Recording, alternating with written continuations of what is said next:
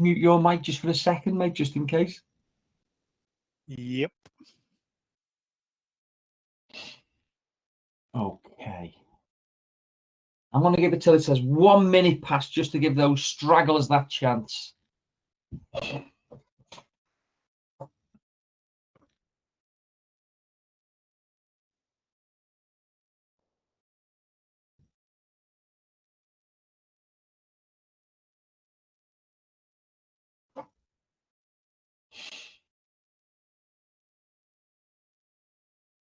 Okay. Let's get ready to start. So first and foremost, thank you very much for coming on board and having a look at our product today, OpsPal. I haven't seen a lot of you for a while. I had a pleasure of doing all those lovely COVID presentations back in the day when we thought COVID was only going to last for a little short while. I think I must have done about 12 weeks worth or something of those COVID presentations. And this product sort of derived from them. So obviously, when I was doing all the COVID presentations, I was asking for best practice. I got a phone call off a gentleman who was the head of sport in Reading University, and he said to me, "I think I've got something." He started to explain how it lived and how it started. Basically, he was looking for a product to help him manage operations in his leisure centre, and he'd looked at all, eye auditor, staff miss. He'd looked at or any of the tools which are out there at the minute, and he basically found out that what you're likely to get with those, they're like extended spreadsheets. So they're okay. I'm not saying they're not good. I'm not having to go with other sorts of products, but it wasn't good enough for him. So what he did, he went out there and he actually built a product. He rang me up. He started to explain it, and I was like, "Mate, you have to let other people see this." It's very, very powerful, and obviously I'm going to talk it through you now, and we'll go from there. So this is the product. It's on a website. So it can be used on your phone, it can be used on a tablet, it can be used on a computer, it can be used anywhere where you have internet access. So that's absolutely fine. What they did in Reading University is they bought a couple of tablets for people to use, but they just use the phone, and you'll see why it becomes so handy in a minute. So that's brilliant. So I've just logged on. Now, as a new person logged on, I've got 7 reminders up here. So this is 7 things individually this wants me to do. We'll come back to that a little bit later on, because this number's probably going to change throughout the demo. This is the one site. So imagine you had 4 sites, 3 sites, they'd be next to it. They'd be as and where we go. So I'm going to go in. I've gone into our live demo site. You can see in here that there's 6 tiles. Now, these are basically the apps. All right, so I'm going to talk you through each one of these as we go through. This is a bit of a front screen. This is telling me any problems or issues that the site has, and this is telling me everything that's happened within the last in a certain time frame. So let's start off with risk assessments. Now, I think what's important to tell you about risk assessments is that when Greg built this, he didn't build it because risk assessments themselves are a pain in the bum to manage, right? He built it because of the issues of trying to find out who's read the risk assessments. In fact, and do you know what, just before I kick into this, before I come into the actual presentation, I'm just going to try something. I'm going to ask a couple of questions. So the first one, just to make sure everyone can hear me, but can you hear me? If you can hear me, just give it a little click on yes, we're looking good. Let's see, most people can hear me, so it doesn't look like there's any major issues there. That is lovely, jubbly, people. Now, the next one, I want to start this particular poll, which is this. Would you be confident enough to go to court and say that every single member of your team has read and understood every risk assessment and every procedure change since COVID has started? How many people would be willing to go to court and say, yes, I know 100% that we have this sorted? Okay, this is what I was sort of thinking would happen. So we've got one, and this is great. I've loved, obviously, we have the data in the background of who's got the one, so that'd be really interesting to see what processes they've used. I know quite a lot of organizations whose staff, when they brought them back and they retrained them, they got them up to date, but any changes which have happened since, they might not have had. So this is sort of quite good information for me, so that's brilliant. Now, another question, very, very quick one, is this. The last month that you were open, how many checks did you miss? And this is, again, would you go to court on this? If someone said, did you miss any checks last month? What would you be saying from that? Is it, I'm not sure, is it quite a few, unfortunately? Or is it, we did all of them because we're perfect? We know with the paper trail of things, it's very, very hard. And we know we can go back and get different pens and all the various different things. So we can cover ourselves. But the reality is that we can see here that the majority, unfortunately, I've missed a few, which is fine. Absolutely perfect. Thank you very much. And last but not least on the poll is, now I should imagine you've got a compliant, a COVID operational procedure in your business. What percentage compliance do you have for your COVID operational plan? So if you're saying you're going to wipe down every door every 2 hours, have you done that every single time? If you're saying that you're going to, basically, you get it. Are you 100% compliant? And again, the ones who do know, amazing. The ones who aren't sure, then this is where this is going to fit in and start sort of hopefully creating some benefit for you. Again, you know, it's great that we have 30% of people who'd be willing to go to court on it. I personally, yeah, brilliant, love it. But obviously, that's really good for me to find out so we can go into this. So I'm going to jump back in. So risk assessments, here they are, dead easy. You can see in here, there's a couple I haven't read. That'll be part of what my reminders are up here. So I'm going to go and have a look at the sports hall one. Now, risk assessments are what they are, the risk assessments. So they're going to look exactly like you're probably used to. Now, you can see with this one, I haven't read and understood it. So until I've read and understood it, then it's going to keep telling me. So for this particular one, I have read it, I have understood it, so I'm going to click to say so. Now, obviously, when we go back into this, absolutely fine. We go back into the, you can see now that this has been read and understood. So this is for me individually. We can see there's also a review overdue, but it also tells us here, it flashes out red that we have one overdue. If we click on that, it shows us the one that it is. So whoever manages the process, you'll get the emails, you get everything else, etc., to tell you, can you please update this in time so it doesn't become overdue. Now, again, to me, the key part of this is this next bit. It's this. It's about knowing every single person in your organization and where are they? Have they read it? Is it meant to be part of their job role? Again, we've got sort of quick reports built into this. So for this particular demo site, we're 55% compliant. Not good enough to go to court on, but now I know exactly who it is. Right, I need to make sure that Dawn Ann reads that for me. Can Dawn Ann read that one for me? Can Tom and Jamie read them? I click the button. Now what will happen next time Dawn Ann logs in, she'll have a little thing in the top corner saying, can you please read these? They need reading. So before I had 3, now I've only got 2 because I've already corrected one. So this is the gold dust. This is the bit that Reading University have been to court 3 times, and on every single occasion they basically said, you know, have your staff read? And they've gone, yeah, look, and they've got all the proof in the world, and they basically just walked out without any issues. So in terms of this, it's just a breeze. It's just risk assessments, as I say, they are what they are. Now, what we can do when we're setting these up, they're really easy to set up. We can set up different headings by pressing on here. We can set up a risk assessment. What's the area or activity? Let's say it's the wet area. Wet area slips. The assessment date is today. The review date is this time next year.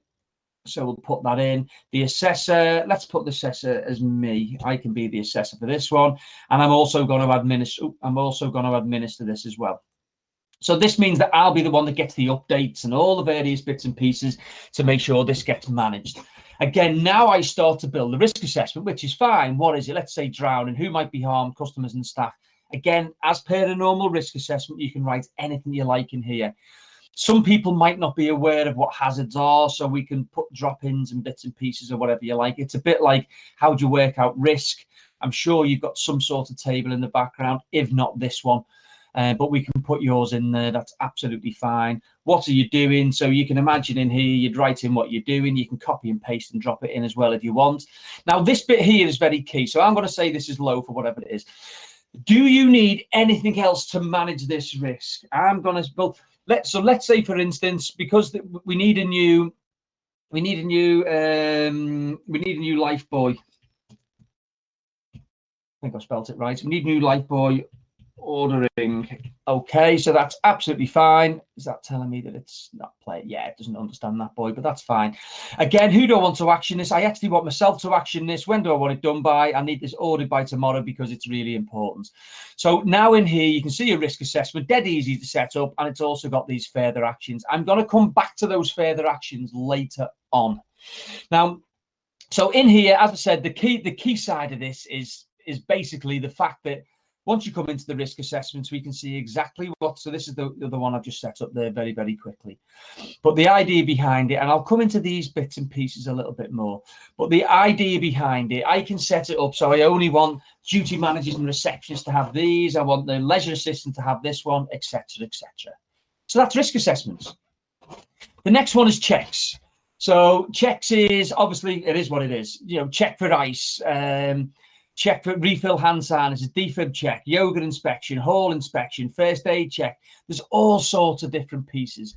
Now, the key to this, again, if I want to start my check, first and foremost, the instructions. So if I know how to do it, I've got it in there. But within the instructions, we can have videos, pictures. We can have everything we want in there. So the idea behind it, but I cannot complete this task unless I understand it. So you will never, ever go to court about your staff doing jobs that they don't understand. So the whole idea is that tell your staff, do not complete it. Well, they can't. It won't let me add anything in until I understand this particular task. Once I understand it, it will now let me check this complete. Now, I can also see when this was other stuff that's been completed already today. So it gives me this little bit of running history down the bottom. Again, so it's dead easy. It's just a breeze to use. Whatever checks that you want. Now, the difference with the checks to tasks, which I'm going to show you later on. Imagine you've got to do a gym maintenance check. And within there, you've got to go through every piece of kit and you've got to check the cables. You've got to check the weight stacks, etc., etc. Within this checks product, it's basically got a live check. So you can physically check things off as you're going and go through. Again, you know, there's problems when you're doing checks. So whenever you're doing any check, let's just say, for instance, I was doing the ice and we've run out. Again, we've ran out of ice melt. Okay, so the status for this is we need some action, and that action needs to come from the action required is order, and I'm going to say put down as we do, add problem, lovely jubbly. So that problem's now been added.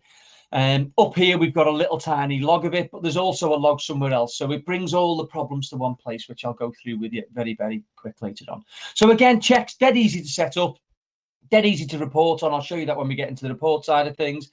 And these two are the bits that are going to keep you out of jail. These are the bits that are going to make sure that you stay compliant.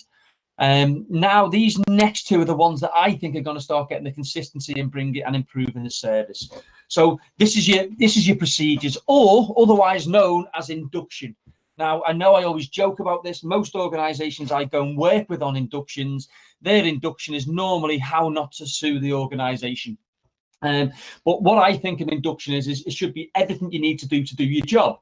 So whether it's how to do the rotors, there should be a video of how to do your rotors. If it's how to clean a toilet, it's you know, you get your phone and you get under here. This is the chemicals you're going to need. This is the cupboard that you go to, etc., etc. Every single thing they need to know. How do you make phone calls? How do you receive a phone call? How do you write notes for phone calls? All this stuff that you probably train people on anyway, but this allows it to come and them have it in their palm all the time. So here, setting up a trampoline, you can see in here, I've done this on a few demos where I've made big changes or I've made more changes, etc. But we can have writing in here. We can have videos in here. I know when it was reviewed last. I know when it's going to get reviewed next. So we can sort of keep these things alive. It's not that we only train people once on them. Now, in this current climate with risk assessments and with procedures constantly changing. So I'm going to come into this one and I'm going to edit it. So I'm going to come into here and I'm going to make COVID big changes. So imagine Boris or Nicola Sturgeon or Mark Drakeford or whoever it is, it has sort of come out and they told us there's been some changes. Now, anyone that's read this before, I need them to read it again because it's now changed. So the fact that I've now clicked that means that this will now have to be read and understood again by me and everyone else. So this has now gone from 6 back up to 7. So we're really, really in control of who's read what and when. In terms of monitoring these changes, it's just easy. Now, a couple of really good things about, so obviously we know we can put videos in there. If you want to put pictures in there, that's fine. What we also have is, if people like old school, now anyone that works with me probably wouldn't have this type of induction, but I'm sure some people have it out there. But if you do have it out there, there's a really, really handy bit. So imagine you've got some foreign staff for whatever, whether the Chinese, let's say the Chinese. Now with the Chinese, they can now read this because it's converted everything to them. I know I've got a couple of my Welsh compadres on. So imagine that the Welsh, then we go over to Welsh and we convert this into Welsh for the Welsh people. So the idea behind this, as I now go back out, you'll see that it'll change everything into Welsh. So again, from our perspective, to change it back is that the Welsh person will always see it in Welsh, the Chinese person will always see it in Chinese, and you will always see it in the language of your choice. So this is where we really start to improve the consistency. And what we found as well in Reading University was that people don't need to go to the manager anymore. So if someone goes to the manager and goes, how do you do something? And he just goes, OpsPal. So people now really have their induction on them at all times. So this is really, really powerful in improving the service levels and consistency. Again, you know, with procedures, we've got the same overviews. We know exactly how many of these have been read, how many of these haven't been read. Now, imagine Craig Campbell was setting up a trampoline. I don't think he did it correctly because I was watching him through the window. So I want him to do it again. Well, now Craig Campbell has to do it again. It'll be back in here and I need to do this particular task again. So it's not like once we've been through something once, that's the end of it. You know, if someone slips or if they need a recap, we have this ability to constantly drop this in for them. So this really, really starts to show them just how detailed and how much information we can sort of get. And like I say, I'd have this set up for, you know, these are core roles that every single person needs to know. This is from reception, this is for leisure assistants, and it'd be huge. You know, it'd be covering every single thing. It's amazing when I do work with organizations on inductions, just how much they don't cover, and just how much they leave. And in what I call hindsight training. So a customer comes in, you look silly, you then speak to the manager then comes over and then trains you in hindsight so you don't feel silly again. But you've already felt silly and it's too late and the customer's had poor service, etc., etc. So this is that way of solving that whole thing and sort of bringing that to life.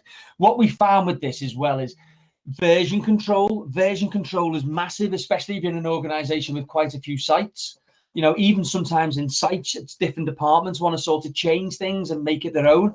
But what this does, it gives you the ability to control version control. They will only ever look at the one you want them to look at, which isn't always the case, especially with sort of paper versions or spreadsheet versions. And we've got a spreadsheet on a shared drive, that all the other bits and pieces. So this allows us to have ownership, accountability, and we know whether people have been trained in the way that they need to do things. So amazing. That's probably one of my favorite ones. This next one is brilliant, and the reason why I love this one, this is, are you doing what you're saying you're going to do? Now, again, you know, I've been going to a couple of, since COVID's happened, I've been going to quite a lot of organizations, and I'm sure on day one when they reopened, they were clean. But now they're on furlough. They haven't, most of the staff are on furlough. They haven't got many staff in there, just the management teams. And I don't think some of the tasks are happening, but some of you admitted that, which is amazing. Thank you very much for doing it. But I want to know what, if people are doing what they're saying they're going to do. So this is what's happening in my particular site today. Again, if I go onto the filter, I can sort of, this is what my maintenance man's doing. These are the COVID checks. These are the open checks. This is what duty managers are doing. I can report in various ways on this. But again, the idea behind it, imagine this. Imagine I walk into the site and the banner is flapping. Okay, so the banner's flapping. I might have a picture or something that I want to drop in there, or I might just put fix back. I'm trying to make it easy, fix back. Now for this, I found this on my fussy customer walk in the morning. The idea behind it, I can either pick an individual person, but I'm going to put it to a group. If I put it to duty managers, then there's more people who might be able to pick this up, which is fine. I want them to understand it. I want them to be able to but commenting and problems, this little bit at the bottom is genius. So what this is, if this particular task is going to take 5 minutes, it means that this person will not be able to tick anything else off within 5 minutes. So what this will basically say is that it'll be saying, if I can try and get that done by 2 o'clock, that'd be lovely. They can complete it before the due time. You might not want them to complete it before the due time for things like pool testing or certain things. They have to have a certain time range between them. But the idea behind it, I save this over now. It'll be picked up by one of the duty managers on site. It will now be on the, when they log in, it'll be in their little thing. They will have had a little message for it. If I'd have allocated that to me, I would have got an email come through on my inbox, and it just all it basically says is OpsPal has a new task for you. You click on it and it brings you straight into the product. So again, tasks are absolutely, they're so easy to set up. You can see there, it was quick, it's easy, it can be picked up on, we can sort of account for it, we know who has done it, who hasn't done it. So this is really the bit that, are you doing what you're saying you're going to do? Are all your one-to-ones planned in and booked in? Are they happening every single month? Are all your appraisals happening? Or, did the Langella test happen this month, etc., etc. All that stuff now, instead of having to walk down to a dodgy plant room to try and look through a wet file and find out, we basically just go, there it is, there's your results. So again, let's say, for instance, someone's had to go and fix the banner. Once they fix that banner, they take a quick photograph of the banner, and then once they've completed it, they attach the photograph, and the manager can go in and see that it's been done. It's really, really powerful, as you can see. So that's the tasks. Now, problem manager. Now, in risk assessments, like I said before, there's problems that occur. So when I'm doing the risk assessment, let's say I've got to do pat testing or I've got to do something else, that has to happen before that risk assessment comes live. Now, I'll be honest, so many years that I've been going back to risk assessments and rereading and changing dates and re-signing, that every now and again I'd go back to it and go, oh, I still haven't done that task. Right? So it caused me a few problems. Through speaking to Greg, it's obviously caused him some problems, so he's fixed it. When you're doing your checks, again, let's say, for instance, someone's meant to be doing something, or, they're meant to be doing a Langella test, but we've run out of tablets or whatever it may be, then we've got all this information now for all these problems. So problems from risk assessments, from checks, from procedures or tasks, all fall into here. Okay, so this is where, again, someone needs to manage these and make sure it doesn't happen. One review overdue, click on it and it takes you to that. Again, if I was to come into this now and if I was to actually review it, so the next review date, I've gone through, I'm happy with it. It is how it is. I've reviewed it. That's absolutely perfect. I'm going to go back in. There we go. Yeah, it's up to date. Lovely, jubbly. We come back in. That's now green. Read request. This is showing me the 8 people. I come in here and it tells me who those 8 people are. You send them a quick message and then they're updated and you can do it. Checks, 2 problems requiring actions. Well, we can see here, problem found in yoga studio. This is where we ran out of ice before, or the ice melt. These are all the things that have been fixed in the last couple of months. So you can see, just dead easy, you're in there. 2 checks missed. Now, these we can never go back and fix. But this tells, if it's the same things kicking in all the time, then maybe we need to check on this yoga inspection. Is it, can we do it in a different way because it's not working? So we can start to learn from the information. Again, procedures means that not everyone's been trained properly. We need to stop that from being read. And tasks, again, we've missed one. But the idea behind it, you can see this, you could be an area manager, duty manager, business development. You could be off that day, but you want to know whether something's been completed. This is where it's going to pull the whole thing together. Again, I just do a quick update check. It updates live, but we can do this sort of to roll through it. So the problem manager is gold dust. And then we now start to come into, when I first came on board with this particular product, it was like, well, right, Greg, if there's information going in, we've got to be able to get this information out. So we've basically put a list of reports together, and this will constantly grow. But what we are going to do is advise what you should use them for. Now, again, now we have all this information. Could you imagine doing a one-to-one with your team member? So I imagine this. I sit down with Greg Goddard. I can see the 3 things that he hasn't done. I can see that he needs to do these. Now, if Greg had completed tasks, I'd have a full list of everything that Greg's completed and done this particular month. So the idea behind it, that is everything that an individual person should do, which is great. Risk assessments, this is obviously the read and understood. So it brings up those graphs that we saw before, and this takes us to any further actions. It's the 2 bits we fixed before, so that's no problem. Checks reports again. So this is really, really using who's finding the checks. So if we pick just a couple of us in here, I'll do Greg in this. You can see in here that Greg's done a few more checks than me, right? Or sorry, he's done a few more checks than Dornan. He's done some building checks and a COVID check, and Dornan's done 2 of those. So instantly we can see what's happened on any one day. And the idea behind it is that this was a really useful one. So why this one was useful? So in Greg's university, he obviously got various different duty managers, but what he found here, it's like this.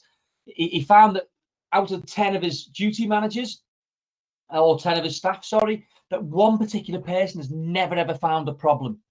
Well, that was because he needed training, right? Because if you're not finding problems, it's because you're not looking, or it's because you're walking past them, or because you're waiting for someone else to do them because you know they'll do it. So in here, we can see that Greg's found one and he solved one, and that I've also solved one. So it means there was a couple that already previously solved in previous time frames, so the previous day or whatever it may be. But again, this now just gives us that ability to sit in and dig in and find out exactly, what checks are meant to be happening. Well, every single day, this will tell you what checks are due, when they're not due. So again, if I'm sitting down with maintenance man, if I want a full activity log, this will tell me everything that has been done or hasn't been done that particular day. Procedures, again, who's viewed and understood it, any outstanding actions, what's the full activity log, so who's done, you can see here any changes, any bits and pieces, anything that's happened. And, this is the reality of when you really start to communicate with your team and you start to talk to them about what's happening and what's going on. And what I do like as well is, let's say, for instance, someone has found a problem. Let's say the lights are out in the squash court and there's 1 light out, but you don't replace them until there's 4 out because of all the scaffolding and all the, the downtime and what have you. So a member of the customer can basically say, look, there's been a problem. The lights are out. You can go to say, yeah, there is a light out. We wait till there's 4. We've only got 1 at the minute, but as soon as there's 4, we will fix it. It just means that we have this fully communicated method. It's not like, oh, I don't know, I'll tell management. Well, I told them last week. If you've told them, it'll be on there and it'll either be actioned or there'll be a comment in there as to why it's not. So we can communicate and make sure we follow through with them a little tiny bit better. And like we said before, the task is, what's the schedule of tasks which are due today? I'll give you an example. In Reading University, they have 124 tasks per week. Some of them happen more than once, but they have 124 individual tasks. I don't know many organizations that actually know how many tasks they have per week, per day, or what goes on. So this is where it starts to really, really dig. Again, if I'm meeting with the maintenance man, I click on this one and it shows me all their groups. If I'm worried about all the COVID checks, I click on this one. I can look at all of them. It's just a breeze. And again, we said before, the problem's found and solved. You literally just kick in, click on the people that you want to look at, stack your bars, and then you're ready to go. It spits out the information for you. So obviously this one is because I've done it on today's date and I haven't completed any task, but hey, no problem. So what I'm going to do now is I'm going to go to Dornan. I'm going to see if there's any questions or any things, if you want to give me examples of things that you might want to fix, and I'll try and explain how we do that, or I may even bring in the owner, Greg, and he can explain exactly how it's being used in sort of other places. So I can see there are a few questions in there. So Dornan, I'm going to hand over to you to go through these for me. Okay, hi there everyone. So it was Sean Maloney that came in, and the first thing he asked about was if competency tests were included in the system, so that to support when you've read the risk assessment. And what I've been trying to do is actually respond back to Sean on that, so that sort of tied in with when you were covering over the sort of the Procedures Act, Craig. Yeah, well, it is definitely something that we've considered, and it's something, again, it's the customers that will lead these types of changes within the product. So I think, having, like I said before, if someone completes the task and we can add a photograph in, that's so we can prove there's proof. Again, what you're saying here, I think, Sean, is that you're worried that staff are just going to tick them off. Now, in terms of, I don't know how you test for risk assessments now, or I don't know how you test for procedures now, but it's probably by believing them. So at the minute we're believing people, but if that's something that customers want, is to bring us in, maybe a 5-question test or a 3-question test at the end of each one, then that may be something we can do.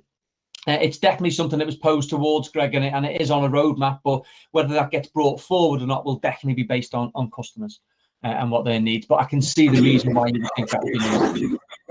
Okay, another question that Sean had brought up was to do with how does the system pick up those staff members that won't have access to it? And I think the thing to highlight there is that if you're wanting your staff to use OpsPal, then essentially what you need to do is get them to register, and then all they actually do is simply browse and access it on their preferred device. I think to highlight what I said to Sean back, and everybody's seen the sort of chat, is that in effect then the licensing on the OpsPal product isn't restricted or scalable based on the number of users as well. Yeah, I think that's key. Whether you have 7,000 members of staff or you have 2 members of staff, there's no extra charges. I personally, it would be compulsory that you have to be trained, funnily enough, and it would also be compulsory that you have to use, whether you have one tablet in the building for people to use, whether you make them go to a PC, or whether they, some people might say, I don't want to use my phone. I know we've had that with a couple of customers who've used products like there's a communication product out there called Our People, and if any of the members of staff say they don't want to download the app, then they don't have to because it's their phone.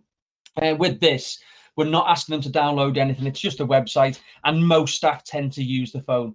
But yes, that's how we'd be getting over that. Yep. And one more question that Sean brought up was he was just saying, so those that don't need access won't be included in the confirmation. They've read health and safety documentation. That's correct. So when you're building the risk assessments, the procedures, you sort of pick out the departments that need to read them. So you can imagine a receptionist doesn't need to read all the same risk assessments as a cleaner, right? There'll be different risk assessments that they need to look at. So we basically, though, all those tags as to how many people have not read them is the people who are meant to have read them. So it's not like every single risk assessment needs to be read by every single person. It's literally this risk assessment needs to be read by duty managers, receptionists, and fitness. So we click those 3 buttons, and anyone who's under those categories will then have to read them. So you would only ever have to read the ones which are relevant to your role. Yeah, and I suppose that sort of ties into like one of the things you talked about, Craig, where using OpsPal for staff inductions as well, and bringing that into. Yeah.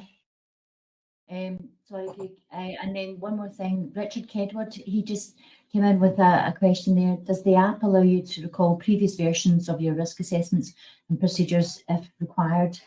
Yes, it does. Yeah. So if I go back into the risk assessments, if you remember rightly before, we've got the, once you go into the risk assessments, you've got this log. So you've got everything that's ever been done for every single date.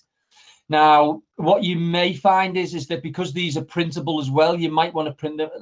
It was actually designed to be a paperless system, but we do know that some people like to keep old archive stuff, which is out of date or that's not. I don't mean it in that sense, but they like to go back to the old bit. So we can go through and see any change in here, or they could print them out if that's what they wanted to do. So the idea behind them is, yes, you do have access to all that old information.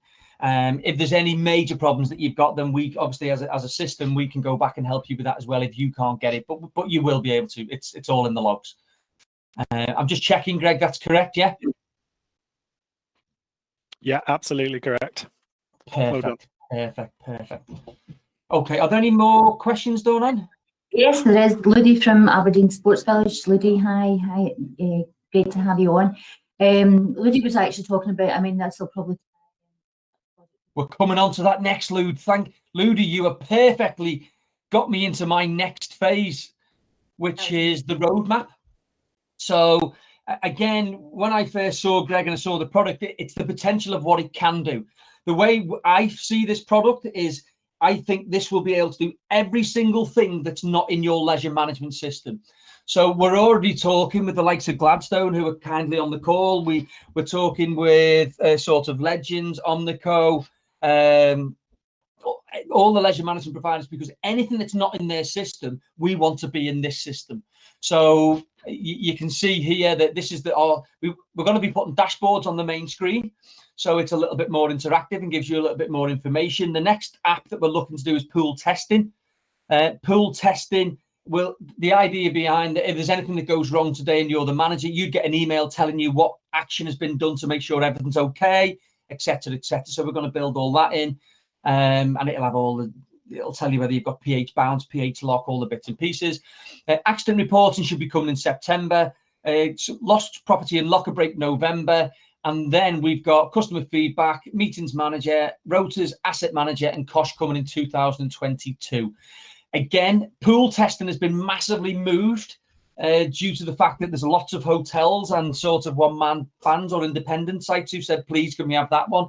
So because a lot of people have asked, it's moved up. So if asset manager is something that people are really looking for, then again, that can massively move in sort of our process of trying to pull this together, Ludi. So hopefully that answers your question, mate. And that's all the questions in the Q&A just now, Craig. Okay, well, hopefully you've enjoyed the presentation. Hopefully you can see the benefits of the product. There is a deal on it, if anyone is interested. So the deal that we're doing at the moment, it can be up to 50% off your license fee for life. So if you said that you were interested in it and wanted to go into a 3-year deal, we'd be willing to give you 50% off your license fee for life. If you went into a 2-year deal, we'll give you 40% off for life. And if you go into a 1-year deal, we'll give you 30% off for life. There will be an email that comes through in a minute, which will send you a copy of the recording. It will also sort of give you some email addresses if you've got any feedback in general about the presentation that we've done, or if you would like any more information. It's got the OpsPal stuff there, so you can sort of start sending bits and pieces through to us.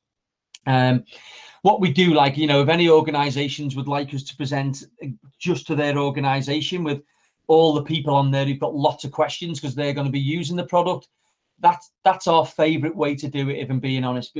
We've actually installed this, or we're in the process of installing this now at Torvine Leisure, Manchester Metropolitan University, and it looks like very soon East Renfrewshire as well.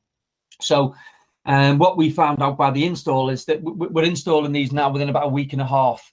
It's basically the time it takes you to start getting your information together, and we're happy to help. So in terms of actually getting this product up and running, if you wanted this up and running when you open for COVID, then there's a high likelihood that could happen. So all it is a matter of, we're happy to help you. We'll get the training set up. We'll get the system set up for you. But as you saw before, with a little bit of copy and paste from stuff that you've got already, we'll have you up and running in no time.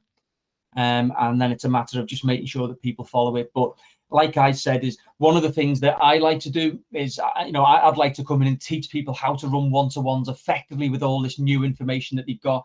I'd like to teach them how to run meetings effectively, making sure their operation meetings or this is incorporated in it, because this should be everything that's going on and what's not going on, and why is it not going on, and what you're going to do about it. So the key being that all this information that comes from this it's about how this gets used in the business, not who's doing what, and it's not Big Brother watching over people. This is about, I need to use this to give people a pat on the back. Do you know what, mate? You've completed 98% of your stuff this month. That's amazing.